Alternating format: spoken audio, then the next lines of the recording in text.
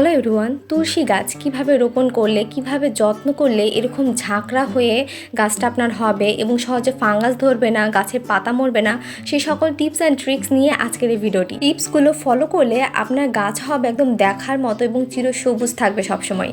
তো চলুন দেরি না করে ভিডিওটা শুরু করে দিই। তুলসী গাছ রোপণ করার জন্য আমি প্রথমেই নিয়ে নিলাম এরকম মাটির একটা পাত্রটার অবস্থা দেখে কেউ কিছু মনে করবেন না, আমি যে কোনো পাত্র রিইউজ করতে পছন্দ করি। আর এই পাত্রটা নেয়ার পর এখানে আমি এখন একটা ছিদ্র করে নিব যাতে ড্রেনেজ সিস্টেমটা ভালো থাকে, অর্থাৎ তুলসী গাছের গোড়ায় যেন বেশি জল না আটকে। তো ধীরে ধীরে দেখতে পাচ্ছেন এভাবে ফুটো করে নিচ্ছি। এই গাছ রোপণ করার জন্য আপনারা যে কোনো পাত্রই নিতে পারেন, তবে যারা হিন্দু নিয়মিত গাছে পুজো করেন এবং জল দেন তাদের জন্য কিন্তু মাটি পাত্র নেওয়াটা খুব জরুরি, তাহলে ময়েশ্চারটা ঠিকভাবে ব্যালেন্স হয়ে যায়। আমার এই মাটি পাত্রটা বেশ বড়, সে কারণে আমি একটু বড় বড় ফুটো করে নিয়েছি যাতে তুলসী গাছের গোড়াতে জল না জমে। জল জমলে কিন্তু গাছের গোড়া পচে যাবে। এবার এখানে দিয়ে দিতে হবে এরকম খোয়া, আপনারা চাইলে পাথর বা অন্য কিছু ইউজ করতে পারেন। আর এসব খোয়া কিন্তু রাস্তাঘাটে যে কোনো জায়গাতেই পাওয়া যায়। প্রতিটা ফুটোর মুখের ওপরে খুব সুন্দরভাবে আমি এই খোয়াগুলো দিয়ে সাজিয়ে দিচ্ছি। খোয়াগুলো ভালোভাবে বসানো হয়ে গেলে এখন এখানে মাটি দেওয়ার পালা।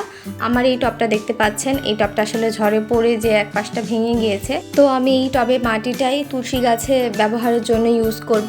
আপনারা চাইলে বাগানের মাটি বা এই টবের মাটির সাথে 30% জৈব সার বা পাতা পচা সারও ইউজ করতে পারেন। তাতে কিন্তু গাছের গ্রোথ আরও অনেক বেশি ভালো হবে, গাছটা দেখতেও হেলদি লাগবে।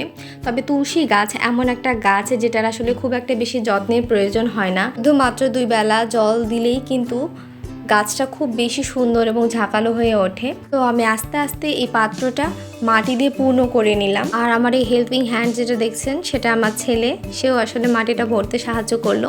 তো এই যে পুরো টবটা আমি মাটি দিয়ে পূর্ণ করে নিয়েছি।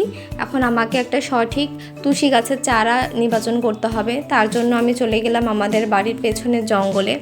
এখানে এসে দেখতে পেলাম প্রচুর তুলসী গাছ, দেখে একদম অবাক হয়ে গিয়েছি। তো আমি প্রত্যেকটা তুলসী গাছ নেড়ে নেড়ে আসলে বোঝার চেষ্টা করছিলাম যে কোন গাছটা নিয়ে যাব। তো আপনারা দেখতেই পাচ্ছেন অনেক তুলসী গাছ এখানে। তো আমি একটা মিডিয়াম সাইজের গাছ খুঁজছিলাম, কিছু গাছ দেখলাম অনেক লম্বা, আবার কিছু গাছ খুবই ছোট। আমি আসলে মাঝারি সাইজের গাছ খুঁজছিলাম, আর তারপর আমি এই গাছটা নির্বাচন করলাম যে এটা আমার জন্য পারফেক্ট হবে। তো গাছটা আমি খুব সাবধানে তুলে নিলাম শেকড় সহ। তো এখন এটা যে আমি লাগিয়ে দিব। গাছটা দেখতে পাচ্ছেন সাইজটা, এই সাইজের গাছ নিলে কিন্তু খুব ভালো হবে, আপনারা নিজের ইচ্ছা মতো শেপ দিতে পারবেন। গাছ নিয়ে বাড়ি ফেরার পথে দেখতে পেলাম যে প্রচুর পাটের শাক হয়েছে। আর ওই পাশে যে বড় তুলসী গাছ দেখতে পাচ্ছেন সেটার মঞ্জুরি পড়েই আসলে এত তুলসী গাছ এখানে হয়েছে। আর এই পাশে দেখুন কত পুঁইশাকের চারা, এগুলো দেখে আসলে লোভ লাগে, মনে হচ্ছিল যে এগুলো বাসাতে নিয়ে যেয়ে লাগাই, যেখানে আমি ভাড়া বাসাতে থাকি সেখানে।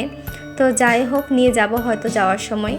তারপরে টবের কাছে চলে আসলাম, এবার এটা আমি লাগিয়ে দিব। তুলসী গাছ আপনারা সকালে বা বিকালের টাইমে লাগানোর চেষ্টা করবেন, দুপুরে লাগাবেন না, কারণ সকালে বা বিকালে যে কোনো গাছে লাগালে সেই গাছ কিন্তু 90% সম্ভাবনা থাকে সেই গাছ ভালোভাবে বসবে মাটিতে। তো আমি মাটিতে ছোট একটা গর্ত মতো করে গাছটা বসিয়ে দিচ্ছি। আসলে 2 হাতে বসালে ভালো হতো, বাট ক্যামেরা ধরার কারণে আমি 1 হাত দিয়েই চেপে বসিয়ে দিলাম। আশেপাশের মাটিগুলো খুব ভালোভাবে চাপ দিয়ে গাছটা সুন্দরভাবে বসিয়ে দিবেন, তাহলে গাছের গ্রোথ খুব সুন্দর হবে। আর গাছের কিন্তু ঝাঁকালো করার একটা টিপস আছে, সেটা হলো টিপ পিঞ্চিং, যেটা আমি দেখাবো এই ভিডিওতে। সেটা করলে কিন্তু গাছ অনেক বেশি সুন্দর ঝাঁকালো আর সুন্দর শেপের হয়। তো গাছ রোপণের পর আমি পর্যাপ্ত পরিমাণে জল দিয়ে দিলাম। এখন এই গাছটা আমি 3 দিনের জন্য ছায়াযুক্ত স্থানে রেখে দিব, ছায়া বাট আলো বাতাস যাবে এমন একটা স্থানে রেখে দিব, সরাসরি রোদে এখন দেওয়া যাবে না। 3 দিন পর দেখুন গাছটা কিন্তু খুব সুন্দর সতেজভাবে বেড়ে উঠছে, আর গাছটা মাটির সাথে বসে গিয়েছে সেটা দেখেই বোঝা যাচ্ছে। এই পর্যায়ে এটার মাথার ডগা আমি কেটে দিব, তাহলে এখান থেকে খুব সুন্দর আরও 2টা ডাল বের হবে।